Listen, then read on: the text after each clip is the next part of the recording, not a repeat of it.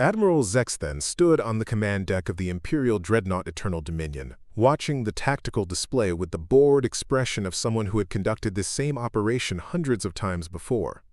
The blue-green world, rotating slowly in the holographic projection, looked remarkably similar to dozens of other primitive worlds the Catherian Empire had absorbed over the past millennium. "Initial scans confirm our intelligence reports, Admiral," reported his tactical officer, a young Catherian whose career advancement depended on efficiently processing the conquest of backward civilizations. Single inhabited world, approximately 8 billion sentients, technology level consistent with pre-stellar development. Admiral Zexthen's mandibles clicked in what his species considered mild amusement. The humans of Earth had achieved chemical propulsion and basic electronics, impressive for a species that had only recently discovered fire by galactic standards, but laughably primitive compared to the Catherian Empire's mastery of faster-than-light travel, energy manipulation, and planetary engineering. "Weapons systems?" he asked, though the question was purely procedural. His experience with primitive species had taught him that their defensive capabilities were invariably as backward as their general technology. "Kinetic projectile weapons, basic explosive compounds, and what appears to be early atomic fission technology," the tactical officer reported. "Their most powerful weapons generate yields in the range of 50 megatons. Their delivery systems are limited to chemical rockets with ranges of a few thousand kilometers." The Admiral's clicking intensified. 50 megatons might sound impressive to a species that had recently discovered gunpowder, but the shields on a single Catherian fighter could absorb twice that energy without fluctuation. The Eternal Dominion itself could withstand the simultaneous detonation of every nuclear weapon on the planet without sustaining meaningful damage. Fleet composition? Approximately 300 vessels, all confined to their home system. Largest ships displace fewer than 100,000 tons. No evidence of energy-based weapons, deflector shields, or faster-than-light capability. Admiral Zexthen reviewed the tactical assessment with the efficient dispassion of someone who had overseen the absorption of 47 primitive civilizations during his career. The humans possessed exactly the level of technology expected from a species that had achieved basic space travel within the past century. Estimated resistance duration? 17 hours for complete military defeat, an additional 72 hours for full planetary capitulation. The time frame was consistent with other primitive species the Empire had encountered. Initial shock and disbelief, followed by desperate but futile resistance, concluding with acceptance of Imperial integration. The process had become so routine that Admiral Zexthen often delegated the actual conquest to his subordinates, while he focused on the administrative details of planetary absorption.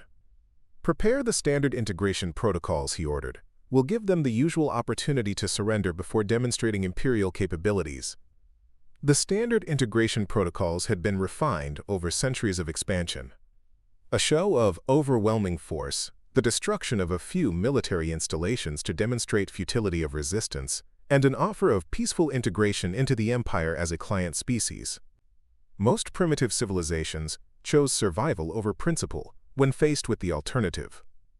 "Admiral," interrupted Commander Vexai, his intelligence officer, "there is one anomaly in our reconnaissance data that may warrant attention." Zexthen's attention focused on his intelligence officer. Vexai was experienced enough to distinguish between irrelevant curiosities and potentially significant tactical factors. "Elaborate."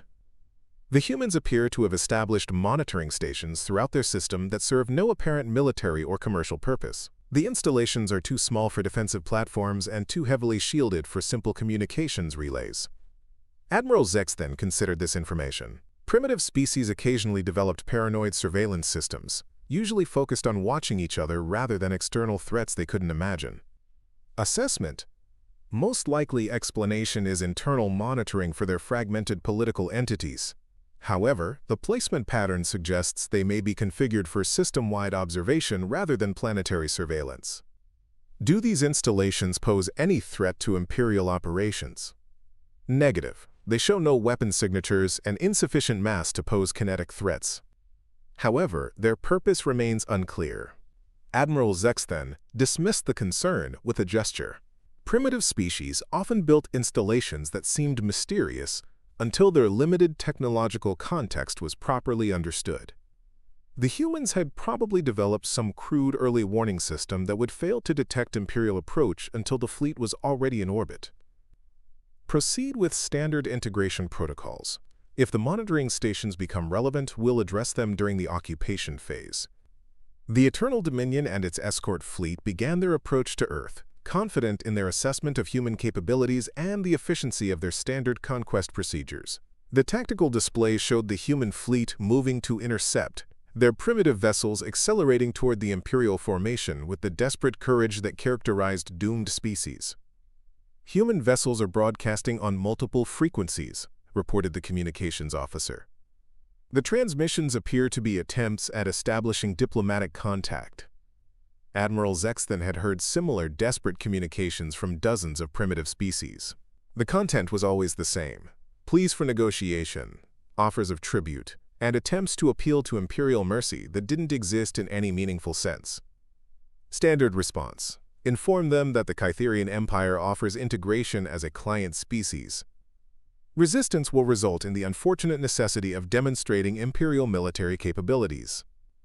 The human response arrived within minutes, transmitted by their largest vessel in what their primitive electronics managed to render as clear audio and visual signals. "This is Admiral Sarah Chen of the United Earth Defense Force," the transmission began. "We acknowledge your message and request immediate cessation of approach to our system. Earth is prepared to defend itself against any hostile action." Admiral Zexthan studied the human female on his display. She appeared to be middle-aged by human standards, with the bearing of someone accustomed to command. Her uniform was simple but well-maintained, and her expression carried the determined calm of someone who understood the gravity of the situation. "Admiral Chen," he responded, "I am Admiral Zexthan of the Kytherian Empire. Your species has been selected for integration into Imperial civilization. This process will proceed with or without your cooperation. I strongly advise surrender to minimize casualties among your population." The human admiral's expression didn't change, but Admiral Zexthan noticed a slight tightening around her eyes that suggested she was processing information beyond the immediate conversation. "Admiral Zexthan, Earth respectfully declines your offer of integration. We are prepared to defend our system and our sovereignty. This is your final warning to withdraw." Final warning. Admiral Zexthan's mandibles clicked with genuine amusement. The primitive species always issued final warnings, as if their desperate bravado could somehow alter the fundamental reality of Imperial superiority. "Admiral Chen, I appreciate your species' courage, but I must now demonstrate why continued resistance is futile." He gestured to his tactical officer, who began the standard demonstration protocol. A single Imperial destroyer, the Swift Retribution, broke from the main fleet formation and accelerated toward Earth's moon. The subsequent display would show the humans exactly what their primitive world faced. The Swift Retribution fired a single pulse from its primary energy cannon, vaporizing a crater 20 kilometers across on the lunar surface.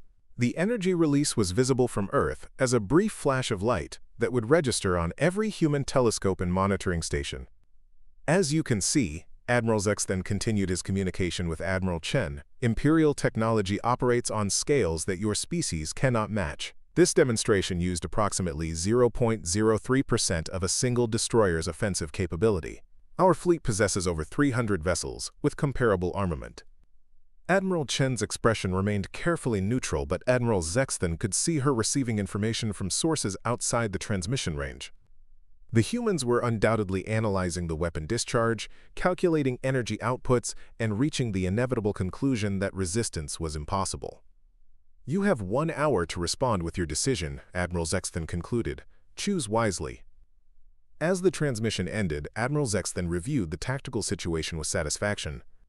The lunar demonstration had proceeded perfectly. Human military forces were maintaining their futile defensive positions, and the 60-minute deadline would provide sufficient time for the humans to understand their situation and choose survival over meaningless sacrifice. "Admiral," reported his tactical officer, "human military forces are repositioning." Admiral Zexthan focused on the tactical display, expecting to see the human fleet withdrawing to defensive positions around their homeworld. Instead, he observed something unprecedented in his experience with primitive species. The human fleet was advancing. "Clarify their movement pattern," he ordered. "Human vessels are accelerating toward our position in attack formation." They appear to be committing their entire fleet to a direct assault. Admiral Zex then stared at the tactical display in genuine confusion. Primitive species occasionally chose hopeless last stands, but they usually did so from defensive positions that maximized their limited capabilities. The humans were advancing into open space where their primitive weapons would be even less effective. Time to contact? 17 minutes at current approach rates. Prepare for engagement. Maintain formation and demonstrate Imperial superiority with minimal force necessary. The next 17 minutes passed with the surreal quality of watching an elaborate suicide.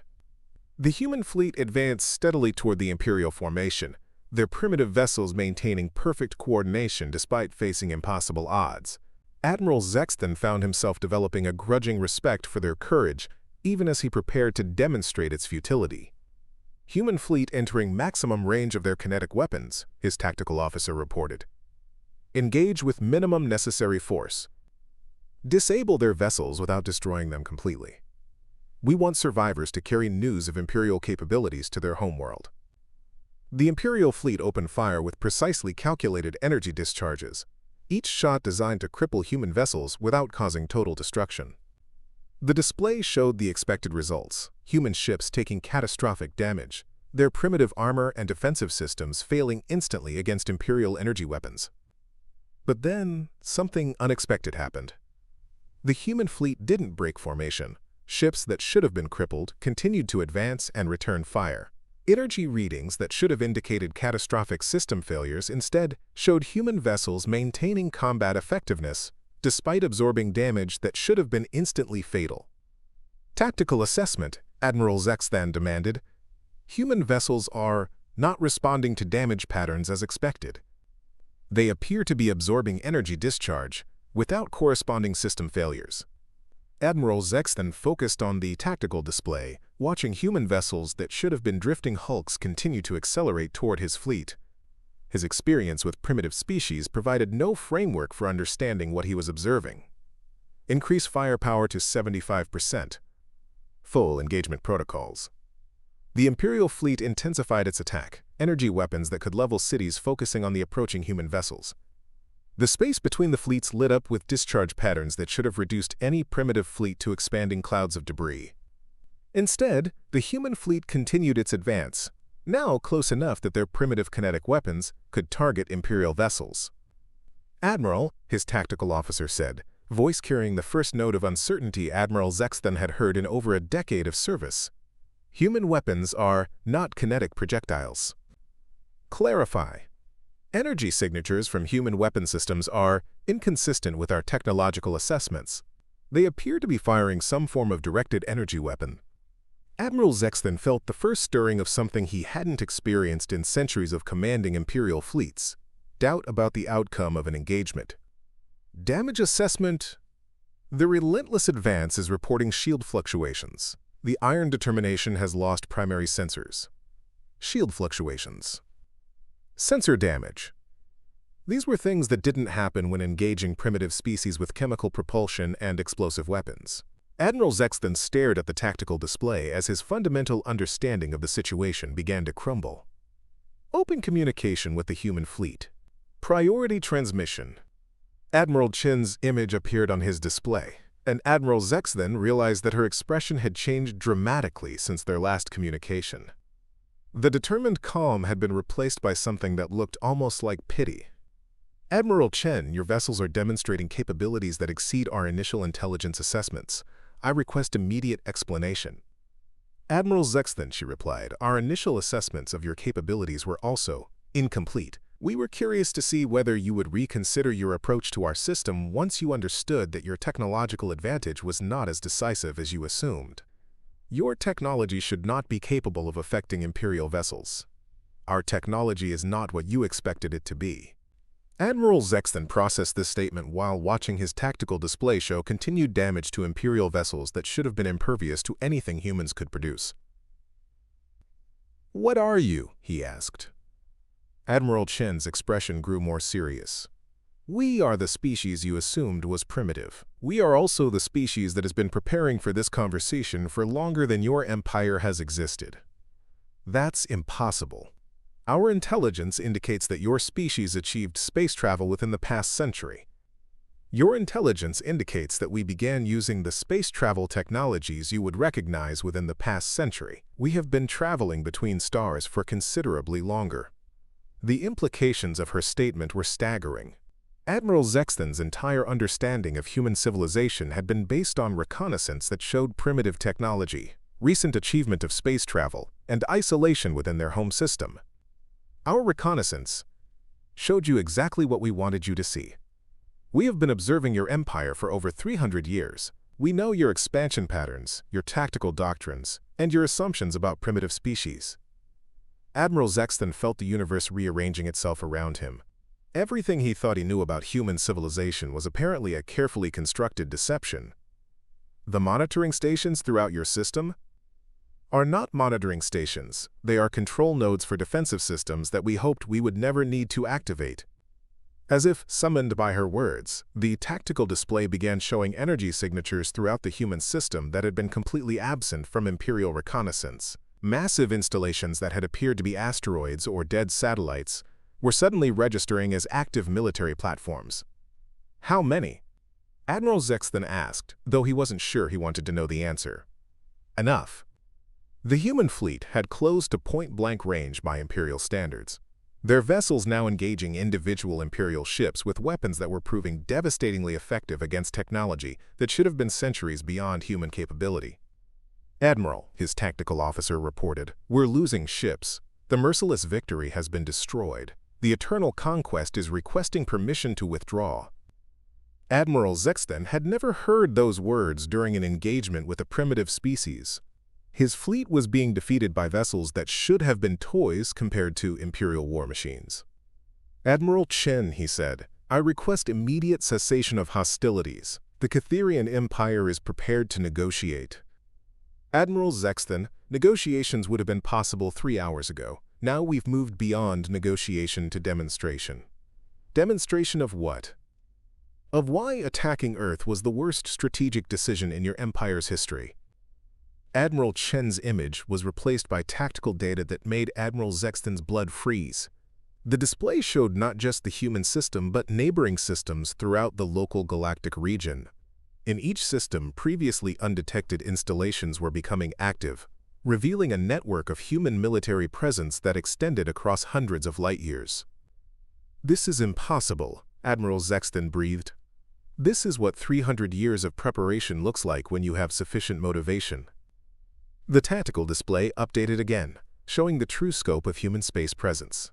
Where Imperial intelligence had indicated a single, isolated world, the reality was a vast network of interconnected systems, military installations, and technologies that rendered the Catherian Empire's advantages meaningless. Admiral, his communications officer said, we're receiving a priority transmission from Imperial Command. It's marked for immediate relay to Fleet Command. Admiral Zexton accepted the transmission, though he suspected he already knew its contents. The image that appeared was Grand Admiral Thexmore, the Empire's supreme military commander, speaking from the Imperial capital world of Kith Prime.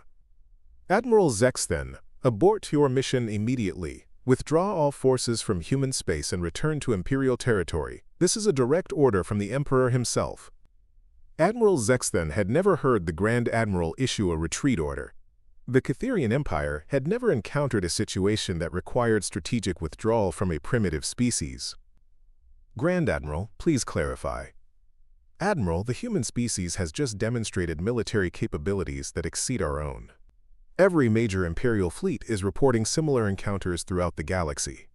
The species you were sent to conquer has been systematically destroying Imperial forces across 47 systems. The reality of the situation settled over Admiral Zexton like a physical weight.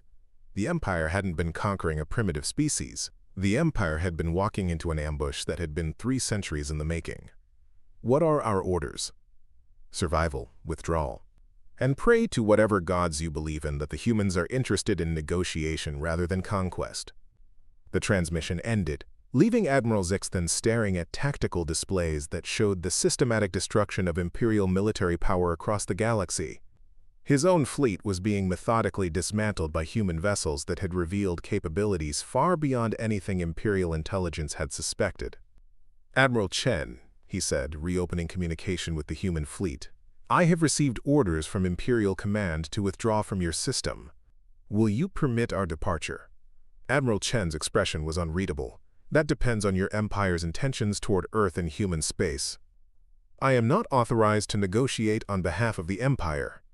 Then you should probably arrange for someone who is authorized to negotiate. Because, Admiral Zexton, your Empire is about to discover that the conversation about future relations between our species is going to be very different from what you expected. Admiral Zexton looked at his tactical display, where the remnants of his fleet were being systematically neutralized by human forces that had revealed themselves to be anything but primitive. The empire that had conquered 47 species over the past millennium was about to learn what it felt like to be outmatched by a civilization that had been planning for this moment since before most Imperial officers had been born. Admiral Chen, he said, what do you want? To begin with, we want your empire to understand that Earth is not available for conquest. We want your withdrawal from all human space, which extends considerably beyond what your intelligence indicated. And we want to discuss the terms under which the Catherian Empire will coexist with humanity. And if the Empire refuses? Admiral Chen's expression grew cold in a way that made Admiral Zexton understand why his species had spent 3 centuries preparing for this moment. Then the Empire will discover what the Sunkiller Protocol is designed to accomplish. The words hit Admiral Zexton like a physical blow. Sunkiller Protocol. He had never heard the term before, but the implications were terrifying. A species that could build a galaxy-spanning network of hidden military installations and masquerade as primitive for 3 centuries would certainly be capable of weapons that matched the scope of their deception. What is the Sunkiller Protocol? Something we develop specifically for species that prove unwilling to coexist peacefully with their neighbors. Something we hope we never need to use. Admiral Zexton stared at the human admiral, understanding that he was looking at a representative of a civilization that had been preparing for war while pretending to be primitive. The Empire had never encountered an enemy that combined advanced technology with strategic patience measured in centuries. Admiral Chen, I will convey your message to Imperial Command. I request safe passage for my remaining vessels. Granted. But Admiral Zexton, you should understand that this is not a negotiation between equals. This is a discussion of terms that will allow your empire to survive contact with humanity. As Admiral Zexton ordered his fleet to withdraw from human space, he realized that he was carrying news that would fundamentally alter the Catherian Empire's understanding of its place in the galaxy. The species they had planned to conquer had spent 3 centuries preparing to destroy them if necessary. The Empire had claimed Earth was primitive. Instead, Earth had revealed that the Empire itself was the primitive civilization, stumbling blindly toward a confrontation it could never win. And somewhere in the vast network of human space, the Sunkiller Protocol waited to be activated if the Empire chose poorly in the negotiations that would determine whether Catherian civilization would survive the next decade. The primitives had revealed themselves to be the most advanced and dangerous species the Empire had ever encountered. The war was over before it had truly begun, and the Empire had lost to an enemy they never knew existed. Admiral Zexton's fleet limped back toward Imperial space, carrying news that would change everything. The galaxy was about to learn what happened when a species that had masqueraded as primitive for 3 centuries decided that coexistence was no longer possible. And the Empire was about to discover what the Sunkiller Protocol could do to stars that hosted civilizations unwilling to accept the new reality of human dominance. The species they had dismissed as primitive had just demonstrated that they were capable of destroying suns themselves. The Empire's choice was simple: negotiate or face the consequences of challenging a civilization that had spent centuries preparing for this exact moment. The war was over, the Empire had lost, and the galaxy would never be the same.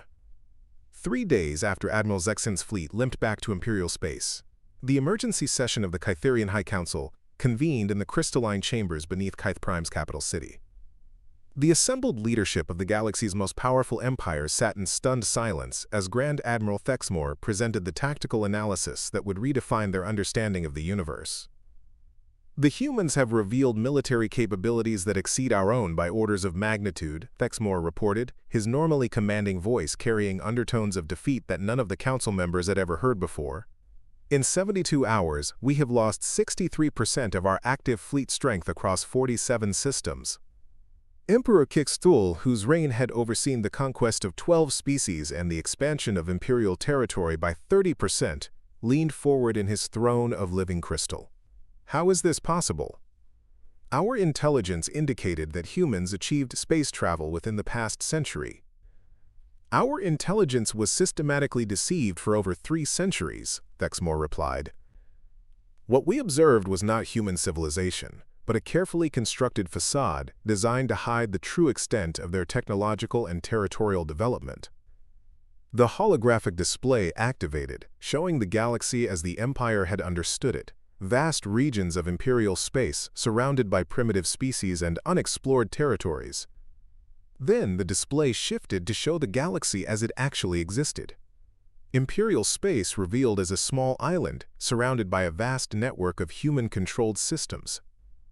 This is the true extent of human territory, Thexmore continued. They control approximately 40% of this galactic arm, with military installations in every major system. Their technology includes weapons systems we cannot defend against, defensive capabilities that render our weapons ineffective, and faster-than-light travel that exceeds our own by significant margins. Councillor Vexhai, the Empire's chief strategist, spoke for the first time since the session began.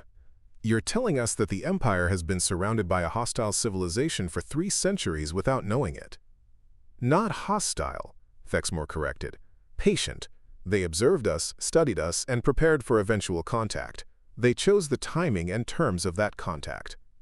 What do they want? Emperor Kixtul asked. We don't know. They have requested negotiation, but from a position of absolute strength. They have made it clear that continued imperial expansion is not acceptable to them. The Emperor's bioluminescent skin pattern shifted through colors that indicated deep contemplation mixed with barely controlled rage. And if we refuse to negotiate? Thexmore activated another display, showing tactical analyses that had been compiled from survivors of the initial human attacks. They have referenced something called the Sun Killer Protocol. Our science division has analyzed the available data and concluded that this likely refers to weapons capable of destabilizing stellar fusion processes. The silence that followed was absolute. The concept of weapons that could destroy entire star systems was beyond anything the Empire had imagined possible. Are we certain of this assessment? Asked Councillor Nexara, the Empire's chief scientist. The energy signatures we observed during their attacks are consistent with controlled manipulation of fundamental forces. If they can deploy such forces in combat, extending those capabilities to stellar engineering would be theoretically possible. Emperor Kixtul's patterns now displayed the deep crimson associated with existential fear. You're telling me that the humans can destroy our stars? I'm telling you that we cannot afford to assume they cannot. The council chamber fell silent again as the assembled leadership of the Catherian Empire grappled with the reality that their millennium of expansion had brought them into conflict with a species capable of ending their civilization entirely. What are our options? The Emperor asked. Negotiation, Thexmore said simply. The humans have demonstrated that military resistance is futile. They have shown restraint by not destroying our fleets entirely when they clearly possess the capability to do so. They appear to be offering us the opportunity to coexist under terms they will dictate. And if those terms are unacceptable, then we face the Sun Killer Protocol and the end of Catherian civilization. Meanwhile, in the Sol system, Admiral Chen stood in the command center of Luna Station, watching as the final phase of humanity's centuries-long preparation moved into place. The massive facility, carved deep into the moon's crust, had been designed to coordinate the defense of human space against exactly the kind of threat the Catherian Empire had represented. Admiral, reported Dr. Sarah Kim, the director of the Strategic Defense Initiative, all Sunkiller platforms are online and synchronized. We have targeting solutions for every major Imperial system. Admiral Chen nodded, though she hoped desperately that the weapons Dr. Kim referred to would never need to be used.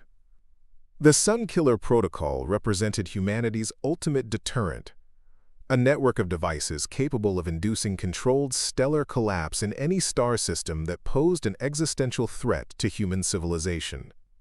What's the status of the Imperial fleet? Complete withdrawal from human space. They're maintaining defensive positions around their core systems, but they're not making any aggressive moves. And the other species? Mixed reactions. Some are expressing interest in establishing diplomatic relations with us. Others are maintaining observer status. The Altarian Republic has requested formal alliance discussions. Admiral Chen was not surprised by the varied reactions. The revelation that humanity had been secretly operating as a galactic power for 3 centuries had fundamentally altered the balance of power throughout the local region. Species that had been clients of the Empire were now reassessing their positions, while others were hoping to benefit from the new situation. Any word from the Catherian negotiation team? They've requested a meeting on neutral ground. They're proposing the abandoned mining station at Kepler 442c. Admiral Chen considered the proposal. The mining station was indeed neutral territory, abandoned by its original builders over a century ago and never claimed by any current galactic power. It would provide a suitable location for negotiations that would determine the future of multiple civilizations. Accept the proposal, but with conditions. The negotiation team will be limited to 5 representatives from each side. All weapons systems will be powered down during the talks. And the negotiations will be monitored by representatives from the Altarian Republic and the Cetacean Collective. Any restrictions on what we're willing to discuss? Admiral Chen paused, considering the scope of the decisions that would need to be made. We'll discuss territorial boundaries, trade relationships, and mutual defense agreements. We will not discuss human technology, military capabilities, or the Sun Killer Protocol beyond acknowledging its existence. The negotiations would be complex, but Admiral Chen was confident that humanity's position was strong enough to achieve their primary objectives: security for human space, an end to imperial expansion, and the establishment of stable relationships with other galactic civilizations. 7 days later, the abandoned mining station at Kepler 442c hosted the most significant diplomatic gathering in galactic history. The station's central chamber had been configured with environmental systems suitable for multiple species, though the atmosphere of tension was universal. Admiral Chen led the human delegation, accompanied by Dr. Kim, Ambassador Elena Vasquez, General Marcus Webb, and Dr. Patricia Williams, humanity's leading expert on alien psychology. Across the circular table sat the Imperial delegation, Emperor Kixthul himself, Grand Admiral Thexmore, Counselor Vexhai, Science Director Nexara, and Imperial diplomat Zarthek. The presence of the Emperor at the negotiations was unprecedented. In the Empire's history, conquered species had been required to travel to Keith Prime to formalize their surrender. That the Emperor had come to negotiate with humans represented a fundamental shift in how the Empire viewed its relationship with humanity. Emperor Kixthul, Admiral Chen began, we appreciate your willingness to engage in these discussions. We hope they will lead to a stable relationship between our civilizations. The Emperor's bioluminescent patterns displayed formal diplomatic colors, though Admiral Chen's briefings had taught her to recognize the underlying stress indicators. Admiral Chen, we are prepared to discuss terms for coexistence between the Empire and humanity. The terms are relatively simple, Admiral Chen replied.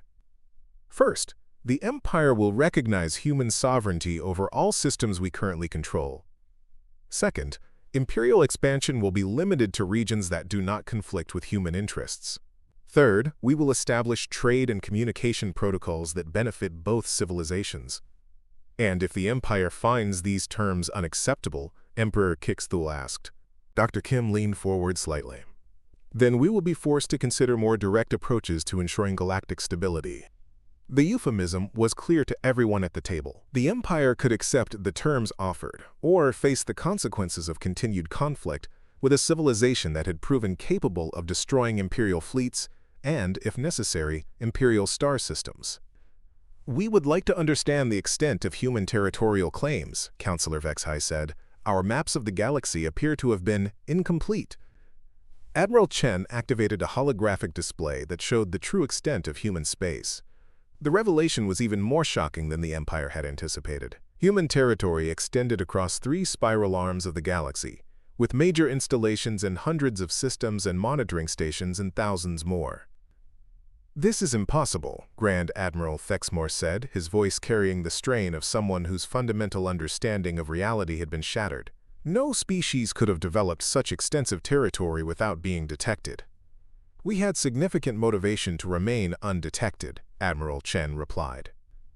We observed the Empire's expansion pattern and realized that contact was inevitable. We chose to prepare for that contact on our own terms. Ambassador Vasquez added, our analysis of imperial history showed that species with advanced technology but limited territorial holdings were often conquered regardless of their defensive capabilities. We concluded that the only way to ensure our survival was to become too powerful to conquer. The weapons you used against our fleets, Science Director Nexara said, they operate on principles we don't understand. Are you willing to share technological information as part of these negotiations? No, Dr. Kim replied simply. Human technology will remain under human control. However, we are prepared to discuss limited scientific cooperation in areas of mutual interest. The negotiations continued for 6 hours, with both sides working through the complex details of how two advanced civilizations could coexist without constant conflict. The Empire gradually came to understand that their choice was not between acceptable and unacceptable terms, but between survival and extinction. The Sun Killer Protocol, Emperor Kixthul said during a break in the formal negotiations. What exactly are we facing? Admiral Chen's expression grew serious. Something we developed specifically for civilizations that prove unwilling to coexist peacefully with their neighbors. Something we hope we never need to use. But something you are prepared to use if necessary. Yes. The Emperor's patterns shifted to colors that Admiral Chen recognized as resignation mixed with fear. How many of our systems could you destroy? All of them, Dr. Kim replied. The Sun Killer Protocol is designed to ensure that any civilization that chooses to threaten human existence will not survive that choice. Emperor Kixthul looked around the table at his advisors, all of whom had reached the same conclusion. The Empire was facing an enemy that possessed the capability to end their civilization entirely, and the willingness to use that capability if necessary. We accept your terms, the Emperor said finally. The Empire will recognize human sovereignty over your claimed territories. We will limit our expansion to regions that do not conflict with human interests. We will establish formal diplomatic relations and seek to develop mutually beneficial trade agreements. There is one additional condition, Admiral Chen said. The Empire will acknowledge publicly that humanity is not a primitive species to be conquered, but an advanced civilization to be respected. This acknowledgement will be communicated to all Imperial client species and allies. The Emperor's patterns displayed what Admiral Chen had learned to recognize as profound humiliation. The Empire would not only have to accept defeat, but acknowledge that defeat publicly to every species they had previously dominated. Agreed, Emperor Kixthul said. The formal treaty was signed 6 hours later, with representatives from the Altarian Republic and Cetacean Collective serving as witnesses. The document established humanity as a recognized galactic power with territorial claims that exceeded those of the Empire itself, while limiting imperial expansion to regions that would not conflict with human interests. But perhaps most importantly, the treaty included a clause that would be transmitted to every known civilization in the galaxy. The Catherian Empire acknowledges that the human species possesses advanced technological capabilities and territorial holdings that establish them as a major galactic power. Previous imperial assessments that classified humans as a primitive species were based on incomplete information. As the delegations prepared to depart, Emperor Kixthul approached Admiral Chen for a private conversation. Admiral Chen, I need to ask you something that has been troubling me throughout these negotiations. Of course, Emperor. How long have you been planning this moment?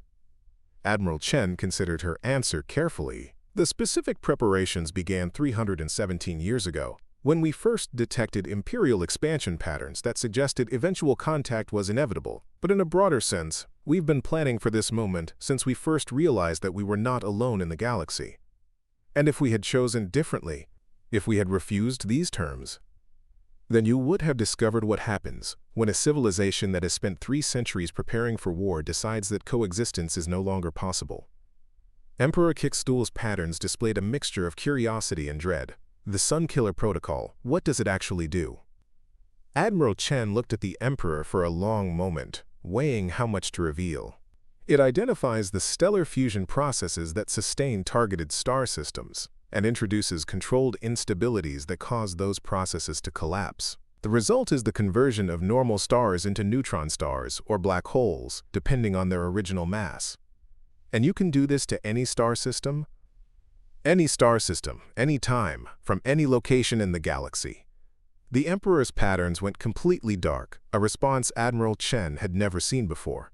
You can destroy entire civilizations without warning, from impossible distances. Yes, but we choose not to. We prefer coexistence to extinction, cooperation to conquest. That's what makes us different from the Empire. As the Imperial delegation departed, Admiral Chen reflected on the negotiations that had just concluded. Humanity had revealed its true capabilities not to conquer other species, but to ensure that conquest was no longer a viable option for anyone. The Empire had claimed Earth was primitive. Instead, Earth had revealed that the Empire itself was the primitive civilization, stumbling blindly toward a confrontation it could never win. 2 weeks later, Admiral Chen stood in the same command center where she had coordinated humanity's response to the Imperial threat. The tactical displays now showed a galaxy at peace, with trade routes opening between human and other civilizations, diplomatic missions being established, and the first tentative steps toward genuine galactic cooperation. "Admiral," Dr. Kim reported, "we're receiving communication requests from over 40 species that want to establish diplomatic relations with humanity. The revelation of our true capabilities has apparently made us very popular." Admiral Chen smiled. "And the Empire?" "Complying with the treaty terms. They've publicly acknowledged our status as a major galactic power, and they're withdrawing from systems that conflict with our territorial claims." "Any signs of continued military buildup?" "None. If anything, they appear to be reducing their military expenditures and focusing on internal development." Admiral Chen nodded, satisfied that the Empire had learned the lesson humanity had hoped to teach. The galaxy was large enough for multiple advanced civilizations to coexist peacefully, but only if those civilizations chose cooperation over conquest. "What's the status of the Sunkiller platforms?"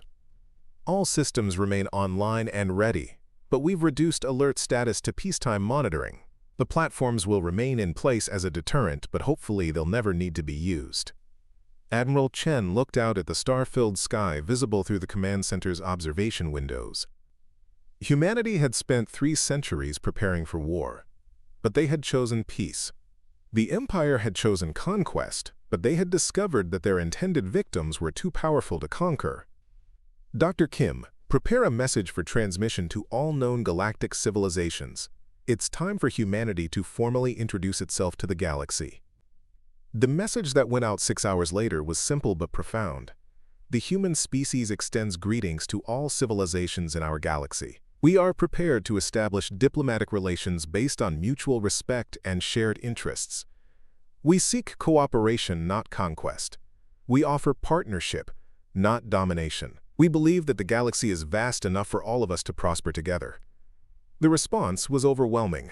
Within days, humanity had received diplomatic overtures from dozens of species, trade proposals from major galactic powers, and requests for technological cooperation from civilizations that had been struggling with problems humanity had solved centuries earlier. But perhaps most importantly, the galaxy had learned that the choice between cooperation and conquest was not just a moral preference, but a practical necessity. The species that had masqueraded as primitive for 3 centuries had proven that they possessed the capability to destroy any civilization that chose conquest over coexistence. The Empire had claimed Earth was primitive. Instead, Earth had revealed that they were the most advanced and dangerous species the galaxy had ever encountered. The war was over before it had truly begun, and the Empire had lost to an enemy they never knew existed. The Sunkiller Protocol remained active, a constant reminder that humanity's preference for peace was backed by the capability to end any civilization that chose differently. But as trade routes opened, diplomatic missions expanded, and genuine cooperation began to flourish, it seemed increasingly likely that the galaxy's most powerful weapon would never need to be used. The species they had dismissed as primitive had become the galaxy's guardians, ensuring that no civilization would ever again face the choice between conquest and extinction. The Empire had learned that the universe was far more complex and dangerous than they had imagined, and that the primitive species they had planned to conquer had actually been protecting them from threats they couldn't even perceive. The galaxy was at peace, but it was a peace backed by the most advanced military technology ever developed, and the proven willingness to use that technology if necessary. The Empire had learned to respect human power. the galaxy had learned to value human protection. And somewhere in the vast network of human space, the Sun Killer Protocol waited patiently, ready to ensure that the peace humanity had chosen to create would be maintained for as long as necessary. The war was over, the Empire had lost, and the galaxy had learned that the most dangerous civilizations were often the ones that appeared weakest until they chose to reveal their true capabilities. The Empire had claimed Earth was primitive. Instead, they discovered that humanity had been the galaxy's hidden apex predator all along, patiently waiting 3 centuries for someone to make the mistake of threatening them. The Sun Killer Protocol remained armed and ready, but the galaxy had learned its lesson. No one would ever again confuse humanity's preference for peace with an inability to wage war. The species that had masqueraded as primitive had revealed themselves as the most dangerous civilization the galaxy had ever known.